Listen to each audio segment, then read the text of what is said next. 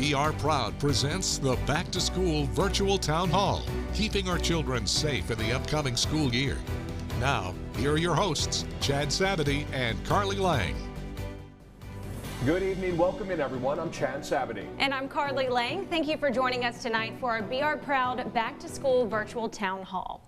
Here's a look at what we have coming up for you tonight. Coming up next, we'll be talking to State Superintendent Dr. Cade Brumley before we break down several school plans in our area. A bit later, we'll also hear from the presidents of the Louisiana Federation of Teachers to gauge how educators are preparing for this unique and upcoming school year. We'll also speak with Dr. Ronnie Whitfield so parents can make sure their kids are safe and healthy when they eventually go back to class.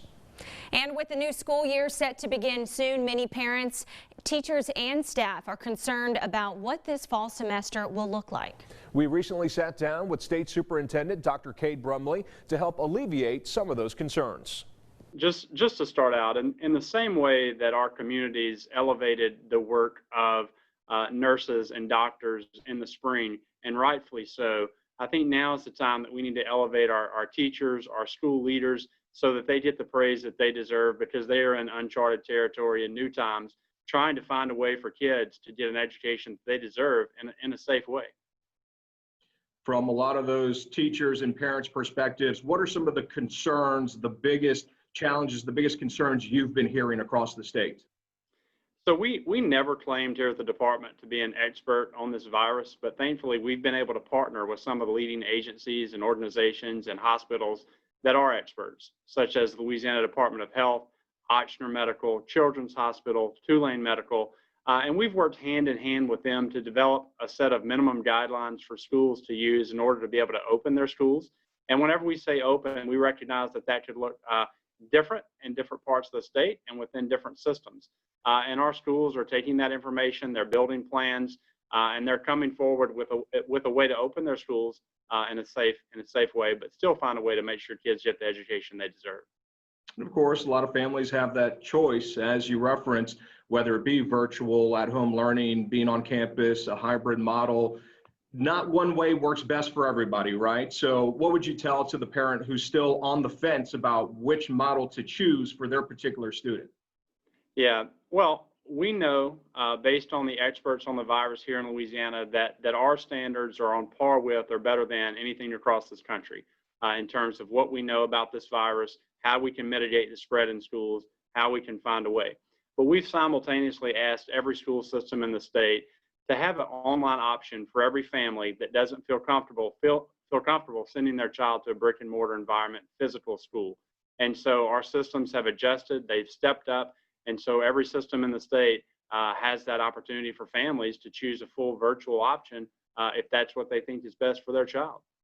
And we know access and technology have come such a long way over the past decades, but really, do you believe, sir, that still in-person learning, especially at the younger age, is still the best option when available for most young students? Yeah, I think that we are moving to a place where virtual instruction will get better and better. But we've been teaching in many ways for a couple of thousand years the same way, with students right in front of us, with the ability to interact with them face to face. And so we will have bumps along the way as we go to virtual instruction, but it will get better as we work through the process. Twofold question here. What are you really excited about as we embark on a new school year? There's usually a very strong, real sense of excitement. And also, maybe what's the biggest challenge in the back of your mind or at the forefront of your mind going into this very unique year? Well, I think they're one and the same. I think the challenge that we face in terms of educating in a global health pandemic is unknown. And we want to make sure that we do that safely, but we want to make sure that we do that. You know, I have high expectations for student learning even through this. So one and the same, I think we'll see a ton of innovations in education that are a result of this.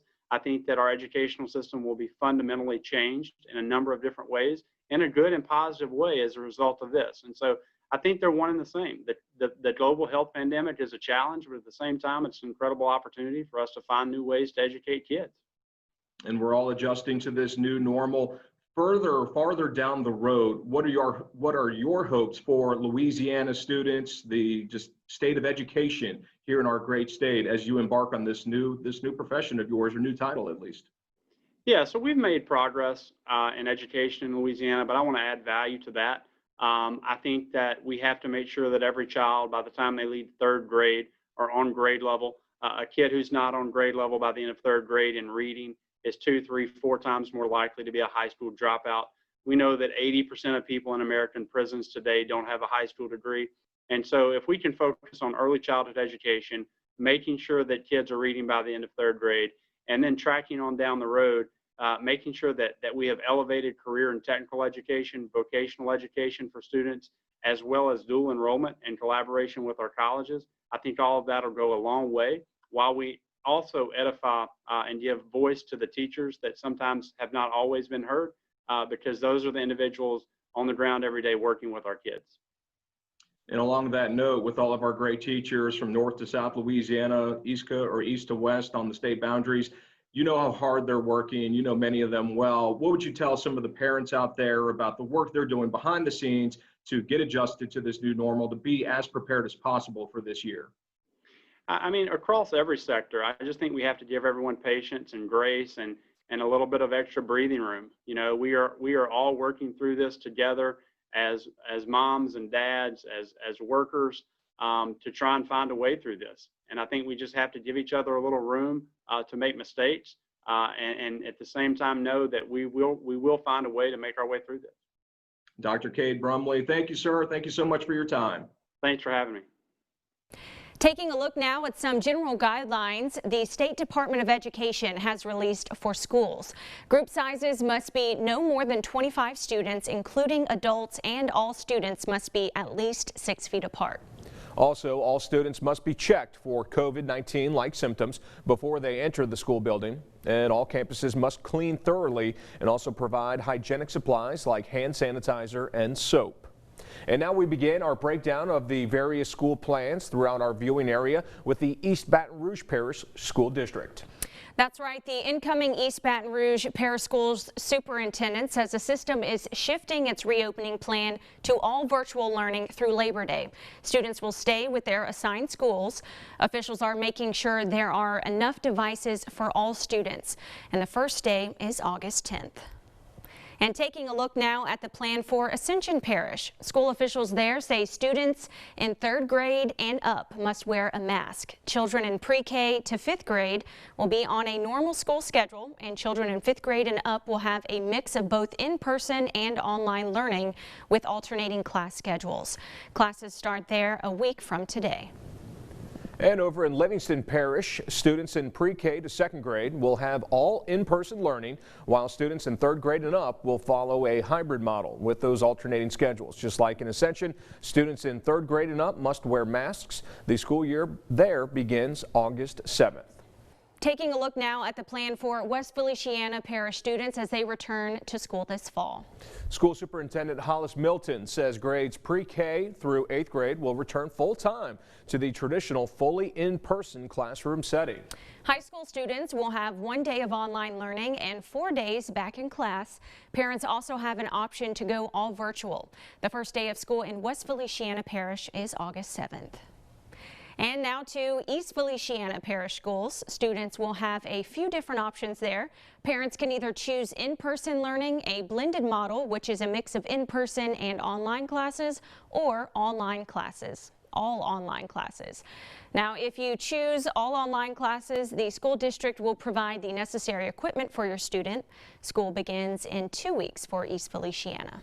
And now taking a look at the plan for West Baton Rouge Parish. All students there through Head Start through 6th grade will have in-person learning. Students in grades 7 to 12 will have both in-person and online learning with alternating schedules based on last name. Orientation for students will begin a week from today, with the first day of school 2 days after that. Well, still to come tonight on our Be Our Proud Back to School virtual town hall, we'll speak with Dr. Ronnie Whitfield about how you can keep you and your children safe and healthy while they head back to school. But first, we'll check in with Mr. Larry Carter, the president of the Louisiana Federation of Teachers, to learn how educators have been preparing for this upcoming school year and what help they've received. We'll be right back.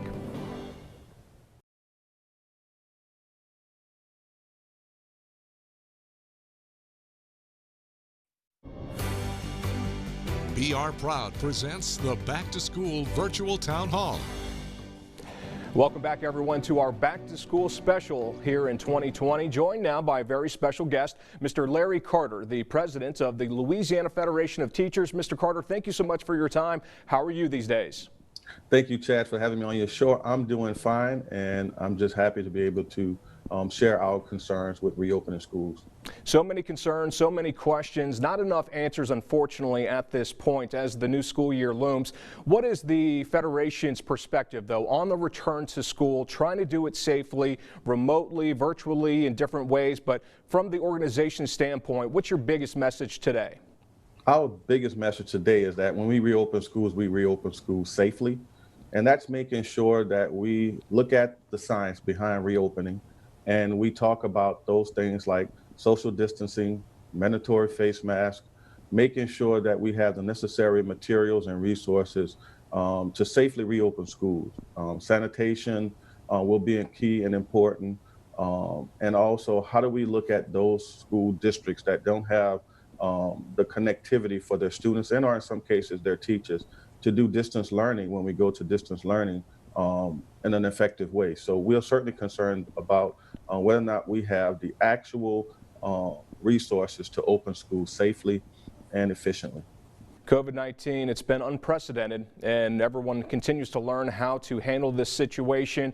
From your reaction, just from what you've been hearing from the community across the state, the beloved teachers that we have from north to south Louisiana, east to west, what are some of their biggest concerns and biggest challenges trying to, greatly impact our future students once again in a positive way?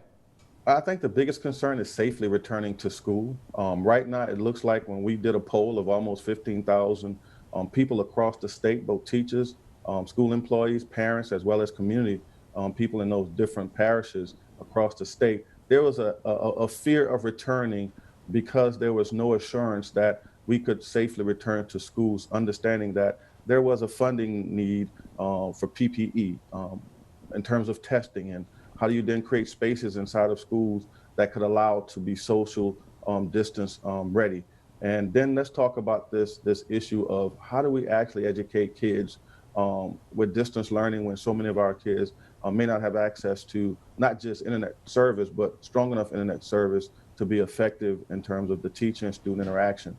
Ultimately, most of our teachers and school employees want to return to work. And parents, I think right now, when you poll them, they're really afraid to send their kids to school, as well as teachers who have kids and employees. And so it really is, how do we fund adequately opening schools safely is the key issue and concern. Can we do that, and do we have the resources to do that? And Mr. Carter, you've been a long-time educator yourself here in Louisiana, spent many years in the classroom. We know the connection, that personal experience for students. Just in your opinion, sir, is at-home learning, distance learning, can it be just as effective? But at the same time, what do students miss out when you're not having that in-person instruction?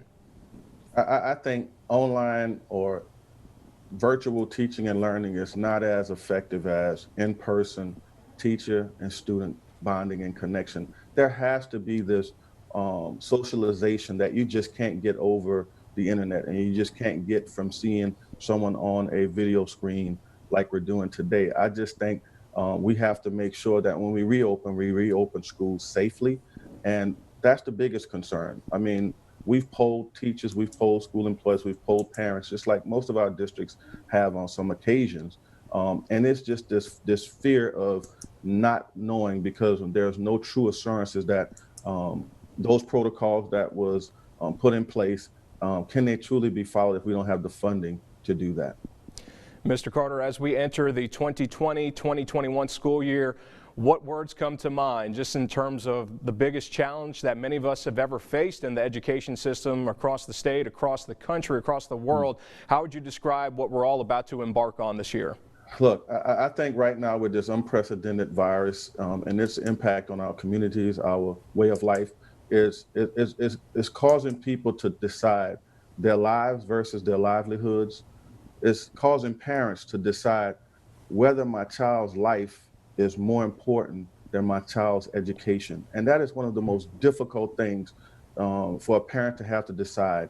And I think as we get closer to a vaccine, people will feel more comfortable. I think as we find the resources necessary to appropriately and reopen schools safely, then we'll get those assurances where parents and school employees and the community feel safe with reopening schools right now. But for the most part, I think that's what I would leave you with, is that there's a sense of fear and anxiety that is overwhelming those of us who have to make those decisions about reopening schools or going to schools or sending our kids to school. Such a tough situation. Mr. Larry Carter, thank you so much for your time. We appreciate it. We're all hoping for the best. Thank you so much for having me on the show. I appreciate that. Thank you, sir. And we'll have much more of our Back to School special right after this.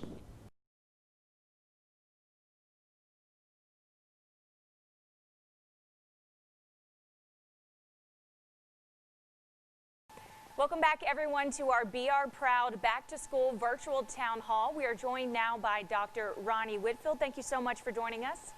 Thanks, Carly. How are you? I'm doing well. You know, kids are getting ready to head back to school, and I know parents have a lot of concerns, especially with going back to school during this pandemic. Do you have any words of advice if parents are uneasy about sending their kids back? Well, you know, this is not a cookie cutter situation. Every school's a little different when you look at the sizes of the classrooms, the number of students that may be at the school.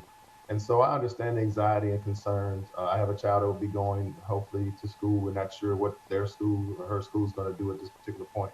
But evidence so far suggests that children and adolescents are less likely to have symptoms of severe disease from infection, but that's the current evidence that we have now. And so there's still some concern that a child could pick up the virus and spread that to either his colleagues at school, and they could go home and take it to their family and loved ones who may be older patients or older people or people that have underlying chronic health conditions, which it seems that this virus has targeted. But we have seen syndromes in children as well. So that's where the concern is. So I guess my words for them is we don't need to be fearful. We need to educate ourselves as much as possible. And so that's why I'm glad you guys are allowing us to have this discussion today.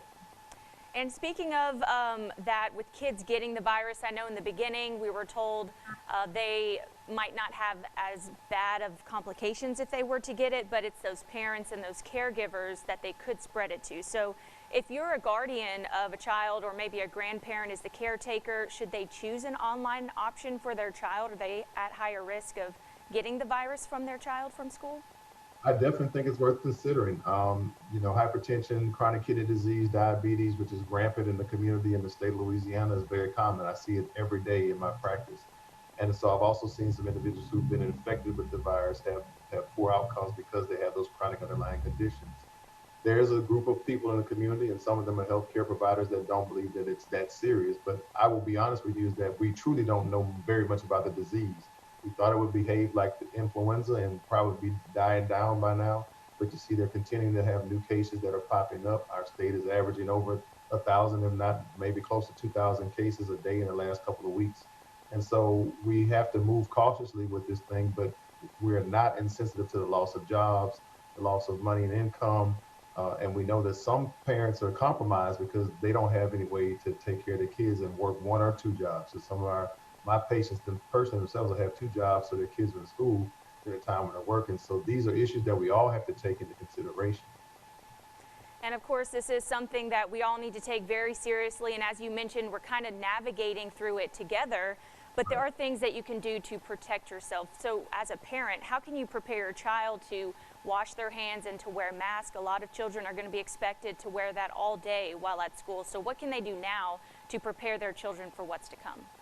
You know, Carly, COVID-19 has changed the world, and some of the stuff that probably we should have been doing regularly on a daily basis, I guess we take it for granted. So putting emphasis on hand washing, teaching your children how to wear a mask. Before I send my daughter to school, and she's going to have several masks. You know, masks are like underwear. You change them every day if you're wearing them for one or two events. But if you're going to school, you may need to change them frequently throughout the day. Again, frequent hand washing. If it's allowed at the school, you know, hand sanitizers kept tucked away. As far as the schools go, there are going to be probably cohorts of classes, and the children won't be moving from classroom to classroom. They'll be eating in the class, or maybe at least having the teachers rotate through a class. So you'll be around the same folks, but the same mitigation things that we talked about initially: hand washing, social distancing. If you can use outdoor facilities to either have classes or definitely recess, but making sure that the spacing is there and available. Those are the things that we need to be repeatedly talking to our children about. And the parents have to be very aggressive and do their due diligence and talk to the schools and see what types of things that they're going to be doing with the students so they can know what to expect. It's definitely going to be a very interesting semester for all of us. I know we're very thankful for our healthcare professionals like yourself for informing us and keeping us all safe. We're going to have to all work together to get through this this upcoming school year. But thank you so much for your time, and thank you for joining us. Definitely. Thank you, Carl. You guys be safe. Wash your hands and mask up. All right. Thank you so much. We're going to take a quick break. We'll have more coming up.